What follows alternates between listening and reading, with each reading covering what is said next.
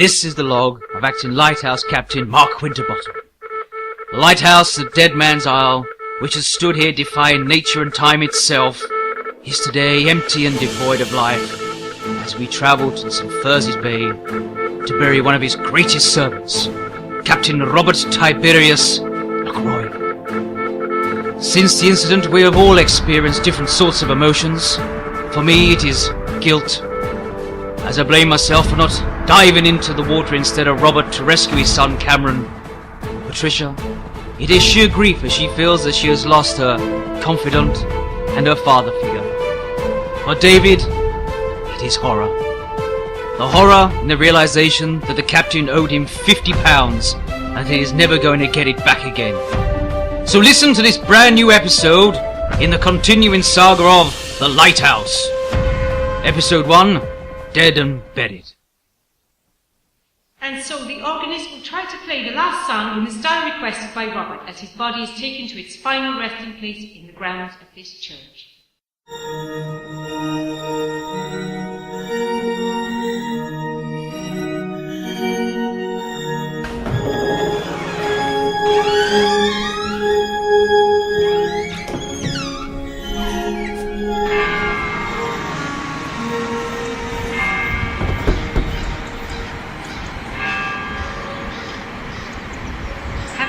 Thanks for the life of our brother Robert, we now commit his mortal body to the ground, earth to earth, ashes to ashes, dust to dust, in the sure and certain hope of the resurrection, eternal life through our Lord Jesus Christ, who died, was buried, rose again. To him be glory forever. Amen. Amen. Thank you for the service. Goodbye, everyone. Farewell, Captain Robert T McRoy. It was a privilege and an honor knowing you for a brief time. He's not dead, he can't be. Listen, he was under the water for 3 weeks. I know I can hold my breath for a long time, but 3 weeks is pushing it. Anyway, Cameron identified the body when he was washed up on the shore a couple of weeks ago. Only shame it wasn't Cameron's body that was washed up on the shore. I still think it was mean of you to tell him to keep away from the funeral. He was Robert's only child. He was the main reason we were here today, and Robert is there. Could we hurry this up a bit? I could be seeing a new girlfriend, Cindy. Now she really knows how to deal with stiffies. Look, David, at least try and show him some respect in death, even if you did not in life. His request for funeral arrangements was strange, even for Robert's tastes. Okay, so trying to find an ice cream van and fit the coffin in was a bit of a task, but we did it. It was so embarrassing, especially when we broke down outside that school at lunchtime. You deliberately leant on the chimes, David, didn't you? It was an accident. Did you see their little faces? Expecting an ice cream cone and seeing a pine coffin looming at them through the service hatch. Sheer class, mate. Accident? The biggest accident around here is you. I'm sure every parent at St. Thursay's will be up tonight dealing with their kids' nightmares. Anyway, at least the service was nice though. Yeah, great. 2 hours of religious whittering interspersed with sea shanties. You really did add to the occasion, David, when the vicar asked if anyone wanted to say a few words about Robert, and you shouted out he was an old Scottish paranoid alcoholic atheist. He may have been all those things, but he was twice the man you'll ever be. Look, Pat, as much as David is an unsympathetic callous moron, we have to face facts. Robert is dead. We'll have to get over it and carry on with our lives. But I had only just got to know him, and he's been snatched away from me so soon. There wasn't something dodgy going on between you and him, was there? And that's sick, even by my depraved standards. Look, we come here to bury my father. My father figure. Can you just lay off the sexual stuff at least until we get to the wake? Okay, will do, but after he's in the ground, then it's a free-for-all. He can't hear us. It's not as if he's listening in the coffin, is he? He's dead. Thanks for pointing out the bleeding obvious. I bet his spirit is even now most probably in a Dundoon whiskey factory. Did you hear that their shares have plummeted since the news of his death? What surprised me is that he got buried here at all. Yeah, I always thought he wanted his body to be pickled in a giant vat of Dundoo for all eternity. Don't be stupid, I meant why bury him here on land rather than out on sea. He was afraid of the water, remember? He couldn't have got round to changing his will before you cured him of his phobia by the way of your fist. I thought he'd be cremated though. He said that would have meant that he'd never be stone cold in his grave. Cremate him? With the amount of alcohol in his body, he'd be like one of those everlasting candles you can't blow out no matter how hard you try. Once again you turn this solemn occasion into a distasteful joke. Shall we do these last things for him and then we can go to the kippers and cuffs for his wake? What a waste of whiskey. Now that we've littered his coffin with 3 bottles of Dundun, we have just the last thing to do for him. I don't want to do it. Just honour his memory and do it. I look stupid. Of course not. No, just lesser than usual. Get the tam o' shanter and let's get on with this.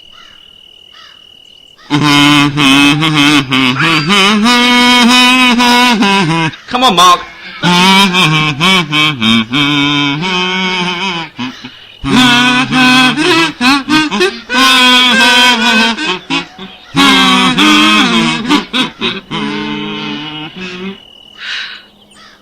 I was really moved. That's what we should be doing. Off to the wake! Come on, let's go. Are you coming, David? Only if I get to see Cindy. What are you going on about? I mean, are you coming to the van? Oh, that, yeah. I just want to spend a couple of minutes to say goodbye to him. Okay, see you soon. Right, now he's gone. Down to some unfinished business, Robert. As you owed me 50 quid, and I'm never going to see it again, I've decided to take your stash of cigars hidden in a cunning place of an old cigar case as part of payment. Is that okay? Sorry, what? Nothing to say? Oh, good. I'll have one with you now, just for old time's sake. See you later, old timer. Good health. Oh, crap. I didn't mean the match to land in there. I know you told Pat you'd prefer to be cremated. I didn't realise it was going to be that was going to do it.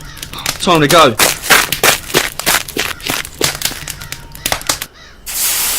respect me, dead.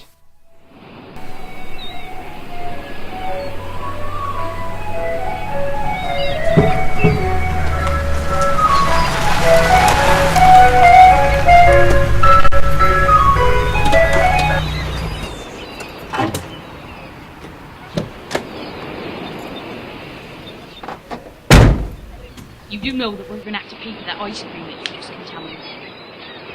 It was worth it, anyway. Gino's a mate, he won't mind too much. Excuse me, mister. Mind? Why should he mind? You only sculptured his best vanilla soft scoop into a rude figurine and then placed your face square into some selective areas of it.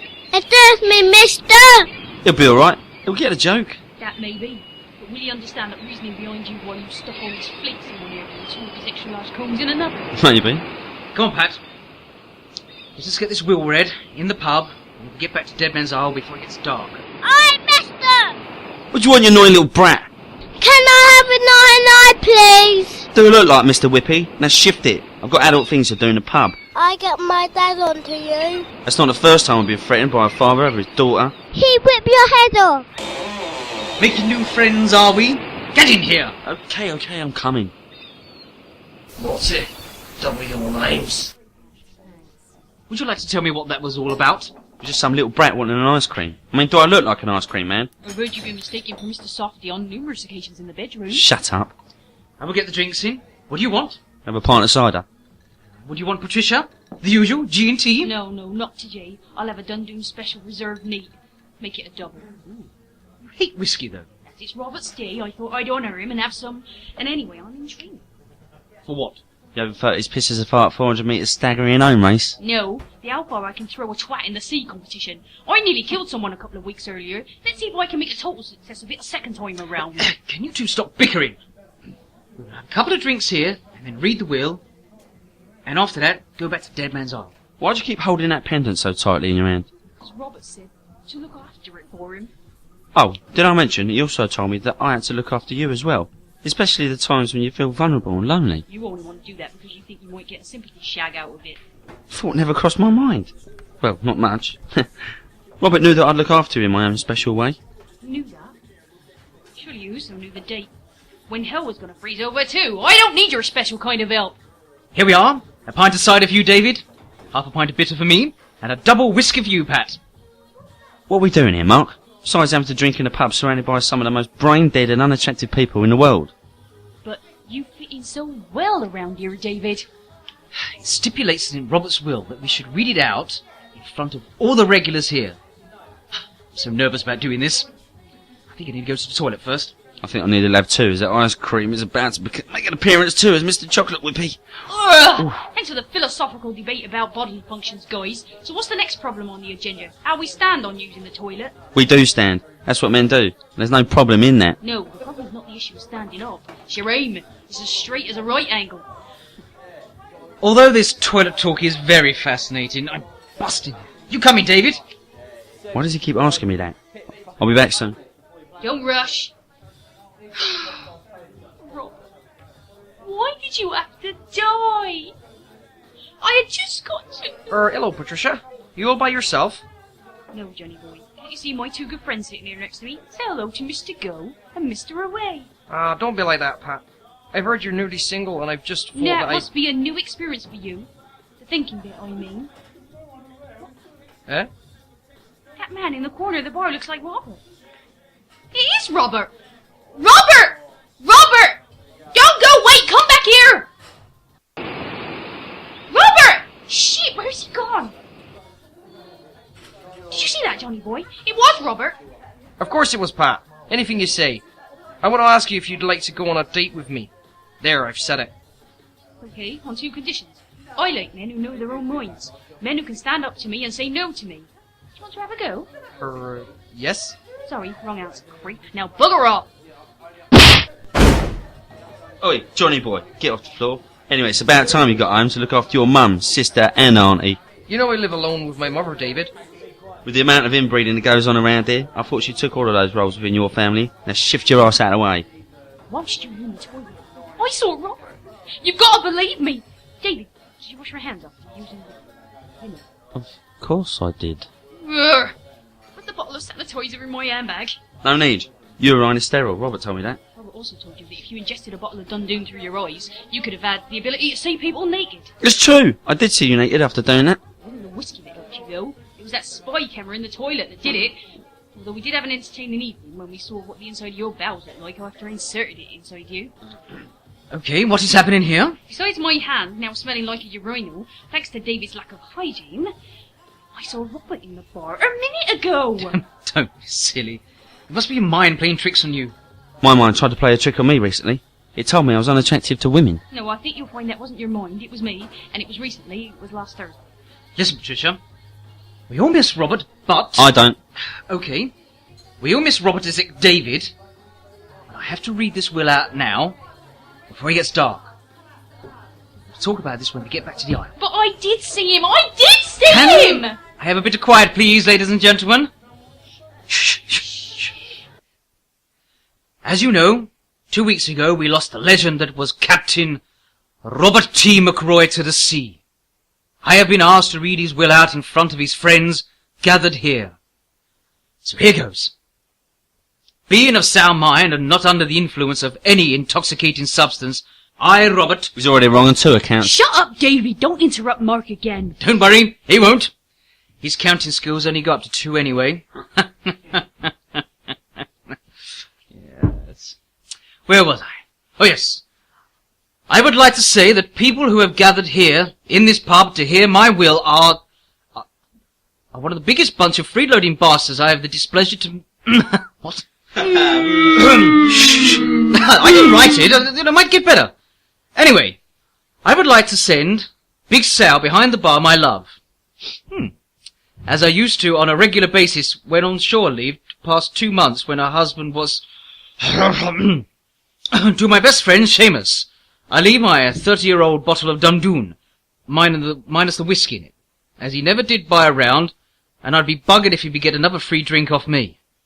Yes. And to David Nation, I leave my bar tab debts, as he owed me 50 quid, and this should about cover it. Huh? I think we better leave now before the crowd get angry. Okay, ladies and gentlemen, I think that is, see you all soon. A bastard owed me 50 quid. That's the man, Daddy. Oi, I want to word with you, dickhead. I think he means you, David. Why wouldn't you let my little girl have an ice cream? This ice cream van is not actually an ice cream van. It was a hearse. I haven't got any ice cream. Just Give a... her a 99, or I will give you a bunch of fines. Hurry up, David. Get in here. If you want ice cream so bad, take it all. Treat yourself. It's a newly woman made out of ice cream. What a fucking gig. Oh, where's the basically?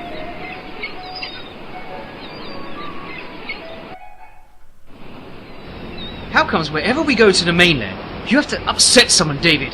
Because men can't be me and women can't have me. What do you keep saying? Every woman's been had by you anyway. Isn't that right, Patricia? What? What are you talking about? Nothing important. Are you alright? It's just that it spooked me out when I saw Robert in the kippers and cuffs. Ghosts and ghouls are not real. Everyone knows that. So you're telling me that Bathsheba episode was imaginary? Your act of cowering and screaming like a girl was 100% real? I bet it was the ghost of Robert. He would never miss a piss-up, even if it was to his own wake. Maybe you are right. In all the haste, I forgot to read the rest of his will. If it's as rubbish as mine, look forward to disappointment. To Mark Winterbottom, I leave. Wow, brilliant! Wow, how fantastic! Oh God, wow, brilliant! Either he's just given some really cool of Robert's, or he's just had an orgasm. No, he speaks like a bunny when he does that. Tell us what it is, Mark. Let me guess, it's just some nautical maps? No, it's not just nautical maps, it's... Alright, how on earth did you know that? Intuition. You mention anything about me?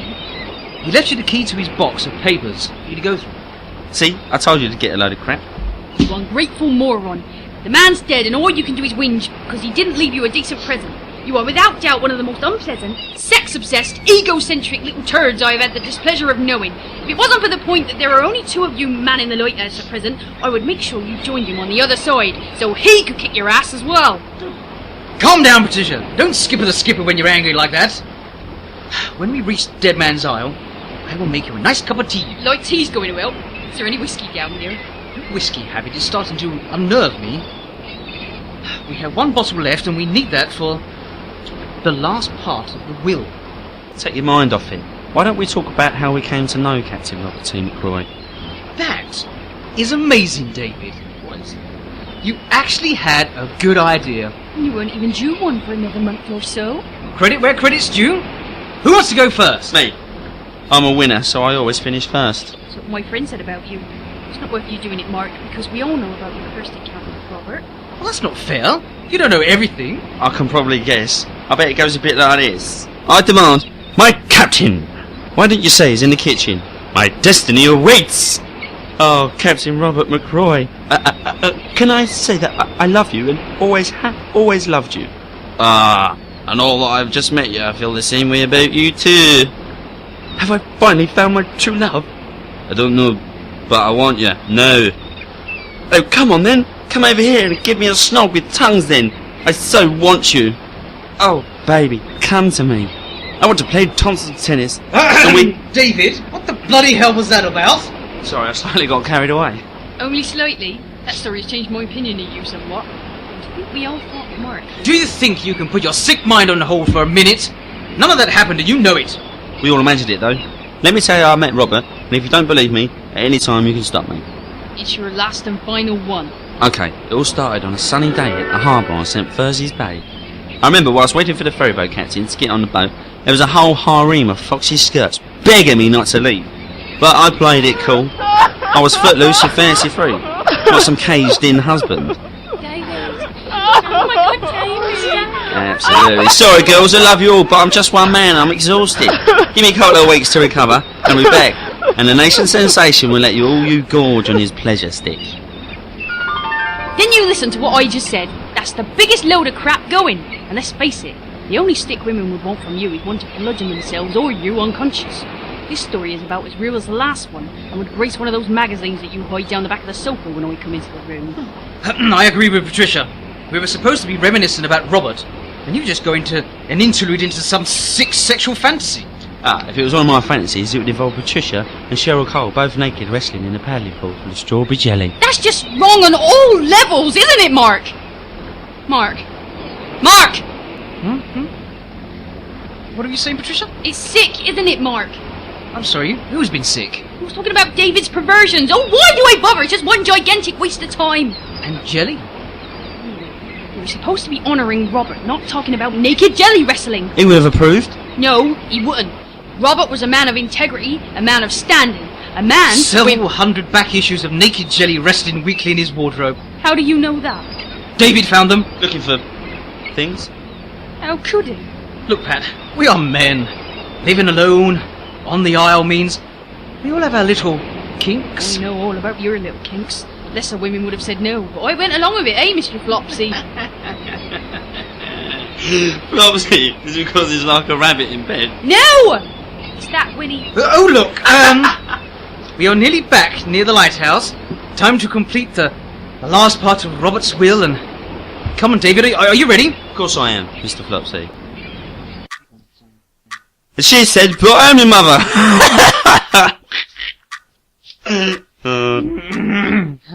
How did you do it? I'm not telling you, you have to practice.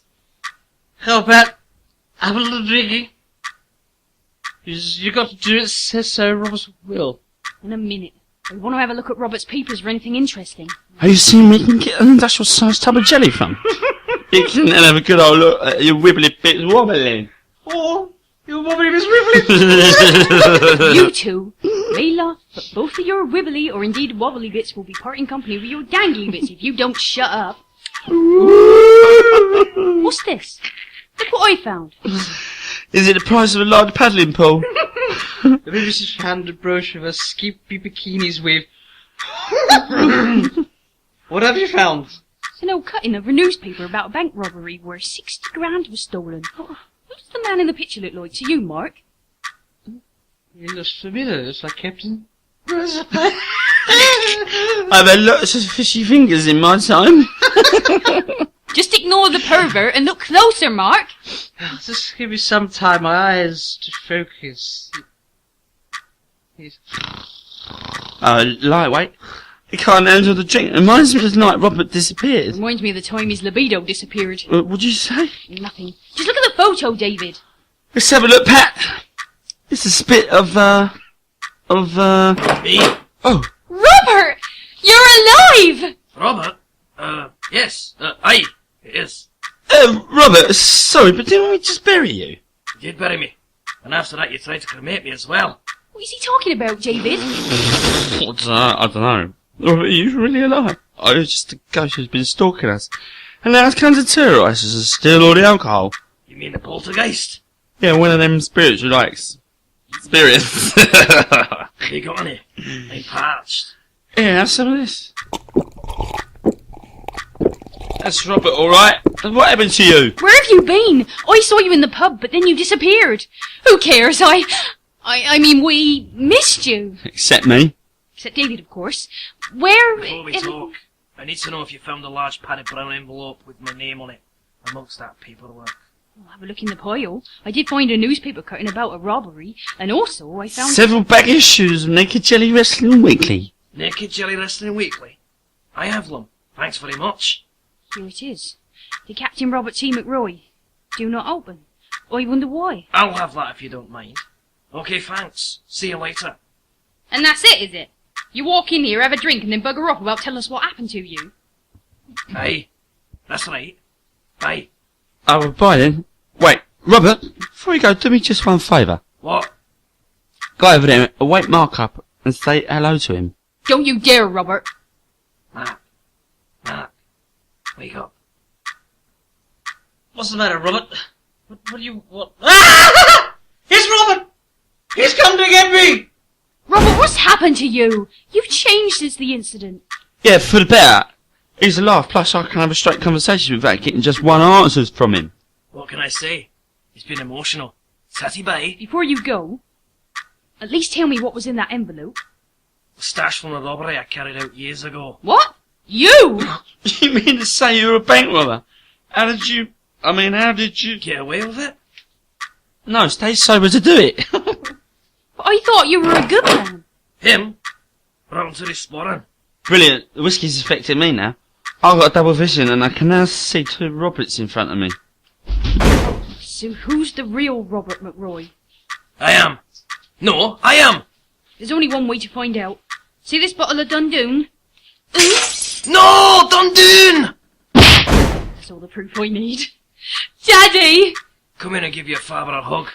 Firstly, you are Robert, right? Hey, lassie. Secondly, you're not dead. No, lassie. Okay. And thirdly, who the hell is that on the floor? Hug first. Explanation later. Well, that is one hell of a fascinating story, Captain. Yeah, cheers. Another new one for him to keep harping on about all the bloody time. Shut it, nation! Who'd have thought that Robert had survived falling into the water and had to fake his own death on orders of the police just because his identical twin brother Duncan had escaped from prison at the exact same time? Hey, but also It's also astounding that he had heard about your demise and wanted to get the money which he sent to you from the proceeds of a bank robbery which he committed 10 years ago. Yeah, well, thanks for bringing us up to speed on that story. Why just repeat it after he just told us it? I didn't think you were listening the first time. It is like something out of an Agatha Christie novel. Or out of a Scooby-Doo cartoon. But you don't own a haunted fun fair, do you? Shut up, idiot. Why didn't you or Cameron just tip us off about it? Couldn't. Police needed trap. I see. So the funeral and the public airing of the will was just a ploy to get him out in the open, and then to catch him in the act of taking the envelope with the cash in it. How did the police know about the money? I told them. And we would have got away with it too if it wasn't for us pesky kids. And Pat's right hook. I would have to be Shaggy in it, just by the nature of the beast. No, really? Anyway, it's good to have you back. One thing, Patricia, how could you tell the difference between the two of them? Duncan spoke far too much to be Robert. Secondly, he wasn't devastated when I smashed a bottle of whiskey. And he also readily took a couple of naked jelly wrestling weekly. Robert would never have done any of those things, would you? Hey, that's correct. Here! Captain McRoy, I would like to welcome you back to Dead Man's Isle, and hope you do not die on us again. Yeah, do you know the trouble we had finding an ice cream van? And what idiots we looked like playing Scotland the Brave on kazoos wearing that headgear. The joke, Will? Joke, Will? We didn't know that it was a joke. It wasn't funny. Sorry. Does that mean I don't get to keep the maps? Nope. Sorry. Ah, look on the brighter side, it means I don't owe you 50 quid. That still stands. Do you know we did all those stupid requests on your will as well? You done all requests. Every single one. But they were jokes. All of them? Surely the one about soaking your coffin in Dundoon wasn't? Especially that one. Oh dear. Bottles came from shop. No, there were 3 bottles of it stored in your wardrobe, and we used them. My wardrobe? Yeah, we didn't think you were coming back, and so we thought, what the hell? No! What's the matter, Robert? Don't do next to the special reserve! Yes, what about them? We're £500 each! Oh dear. Just one thing, everyone. What? Go on and pass out. Brilliant. What are we going to do now? I don't know who was going to be the lucky one to tell him that he might not be welcome back at the Kippers and Cuffs for a while. The Lighthouse, Dead and Buried, was written by Colin Wade, and additional material by Ian Raymond. Gary Bohr played David Nation, Justin Gardage played Mark Winterbottom, Amy Clayton played Patricia Drake, Nicky Jupp played Robert T McRoy, Duncan McRoy, and Johnny Boy. And they all rhyme. The little girl was played by Lily Wade, and the vicar was played by Julie Salter. This sketch was recycled from bits of old material, and so far has 0 carbon footprint. But however, we did use 70 trees in the process of printing the script.